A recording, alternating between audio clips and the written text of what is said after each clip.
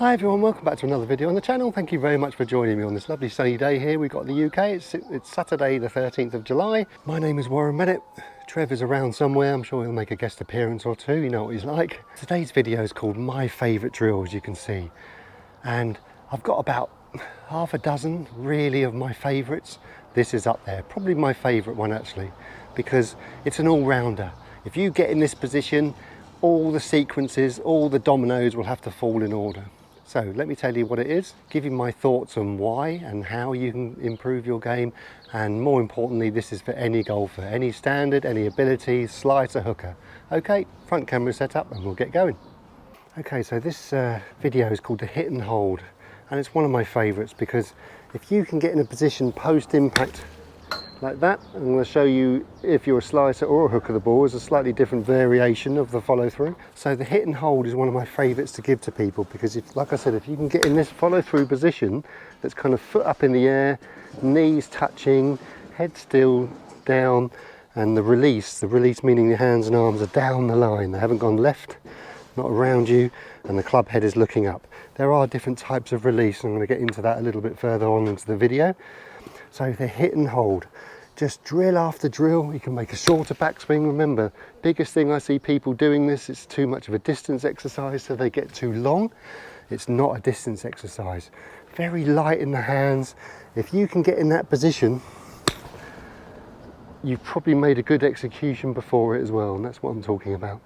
So knees touching, foot up in the air, head still looking down. This is mainly for the slicer of the ball. Head looking down, arms released down the line, club looking up. As you can see there, the club head is looking up to 12 o'clock. You can over release if you like. If you really want to put some draw spin in, you can see the club is looking now towards 11 o'clock on the imaginary club face. And I love exercises that are kind of no-brainers because it really makes all your body parts work in sequence. Like I've always said, body's broken down into three parts: body, arms and hands and legs. And you can get those three elements working together, and obviously the golf club will take care of itself after that.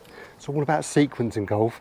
That's many things pros don't know they do well because they probably did it way back when they were juniors and they worked on their sequence. So then they can just layer just little bits on top of that. So majority of club golfers who don't hit the ball as long as they want to, or they lack a bit of strike or the distance, they probably have sequence issues, and this is a great one for that. So remember, this is more of a repetition exercise.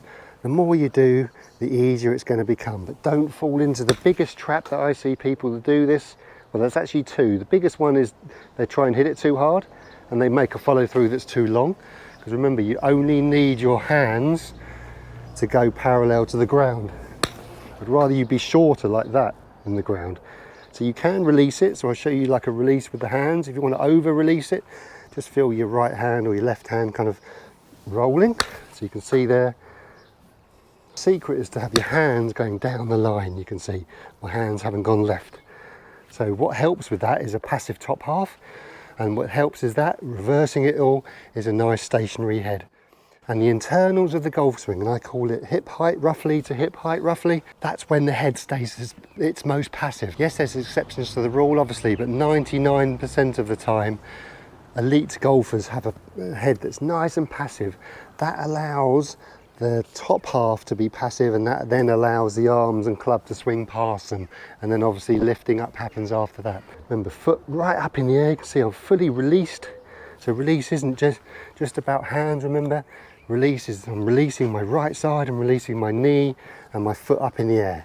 Full release. You can see my weight transference has gone right over to my left side with that slow motion swing there. You can see a little bit of wrist, you can see from the front view.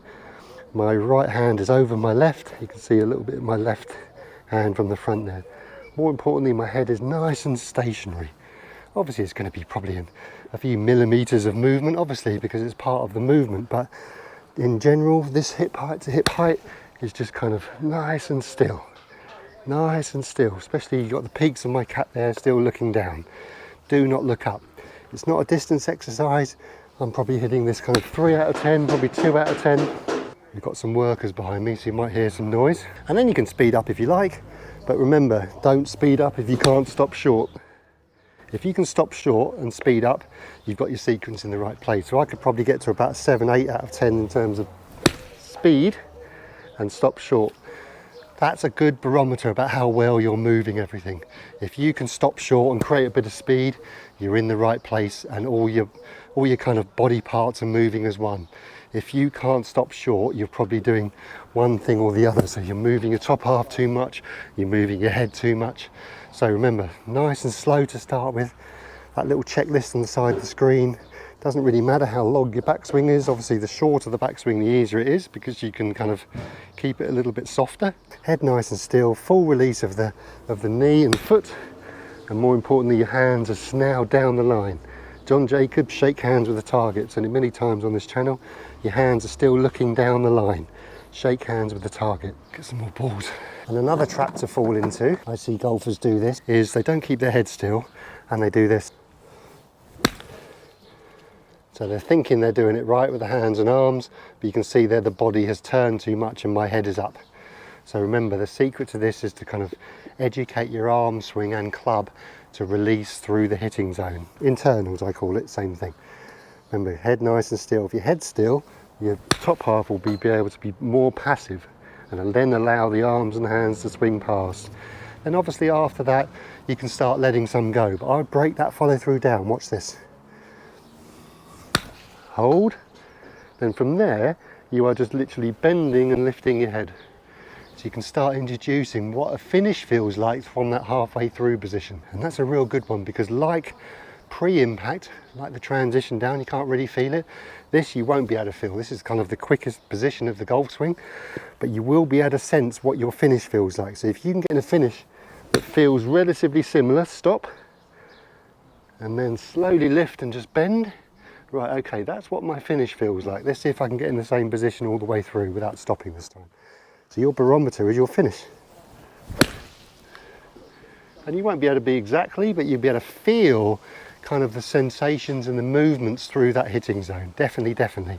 And I would say when you hit a ball, I'd say allow the catalyst to be the head nice and still, foot up and kick in the knee, and then allow everything to swing through. Because without the head, if you move your head, your body's going to be affected and then your arms are going to be affected. So the biggest thing for me is keep your head nice and passive, kick through, and then lift at the very end. You can see it's a bit exaggerated, but you can see with the slow motion swing there, I'm really keeping down, which allows my arms to swing through.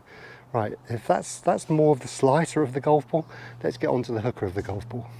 So everything is relative from what I said there, but you just change your release slightly, because obviously hooker of the ball, you've got too much activity, so probably the hands and arms and club are kind of flashing past too much. So you want to introduce a little bit of rotation of the belly button, but nice and gently still, but you're keeping everything together a little bit more. So you can see the difference there. I'm kind of turned through the ball a little bit more, and now the secret is I've got my club looking into my belly here. The club turns and goes with my belly. With keeping hook spin off the ball, you need to kind of go with it and keep the club looking at you all the time. And that's the secret. And I'm going to show you a difference between the two here. And you can see the difference there. I've still kicked in with my foot, still kicked in with my knee, but you can see the shoulder plane and the release of my body is much more. The arc, isn't it, has gone much more left compared to the slicing swing, or anti-slicing swing I should call it. Because I'm rotary on the way through, it's allowing my arms and it's pulling my arms a little bit more to the left, which you need if you want to stop that hook. Keep it nice and light, make sure the hands go down the line, and you can introduce a little bit of release there if you like. You can tell that by the club head. It's pointing more kind of to the left of 12 o'clock. And that's your little barometer.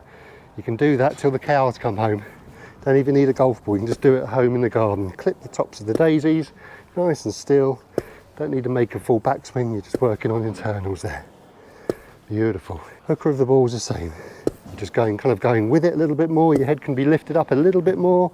You can remember you're probably stuck behind it with the hooker, so you're introducing that release nice and slowly. And then you can introduce kind of the feeling from there.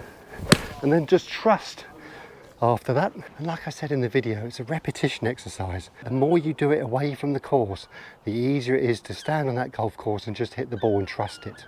And that's difficult with golf, because us golfers, we kind of like to feel and control a little bit, don't we? But the secret to golf is to allow everything to swing and to lose a little bit of control.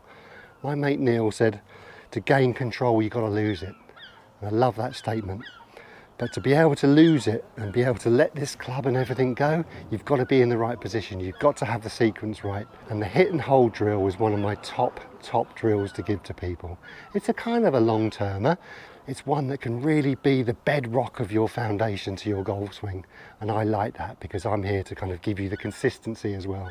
Okay everyone, so if you've made it this far, thank you very much. I really appreciate your support. And if you're playing golf this weekend, have a great time. And please tell me how you've gotten on. I'd love to hear where you're playing, what course you play at or played at, and what score you shot. And if there's any questions you'd like me to answer about your game or just general, I'll do my best to get back to you. I'm pretty much kind of answer everyone's questions. Hopefully, if I don't, I'll get back to you, that's for sure, as soon as I can. And if this is the first time you've come to the channel, I'd love you to kind of be part of this community, and please consider subscribing. It kind of helps me, but more importantly, it will help you too. So any video I upload, and I sometimes throw the odd bonus one in here or there, you'll get notified. Okay everyone, so I bid you farewell for another video, and we'll see you tomorrow. For myself, no Trev for this one, so it's been nice and quiet. Oh, it's Sunday tomorrow, so I'm going to give you my little Sunday swing thought tomorrow, kind of what to take out on the golf course straight away. Okay everyone, so from a cloudy-ish southeast of England, we bid you farewell. Hope it's nice and dry where you're playing, and we'll see you tomorrow. Thanks for watching. Cheerio.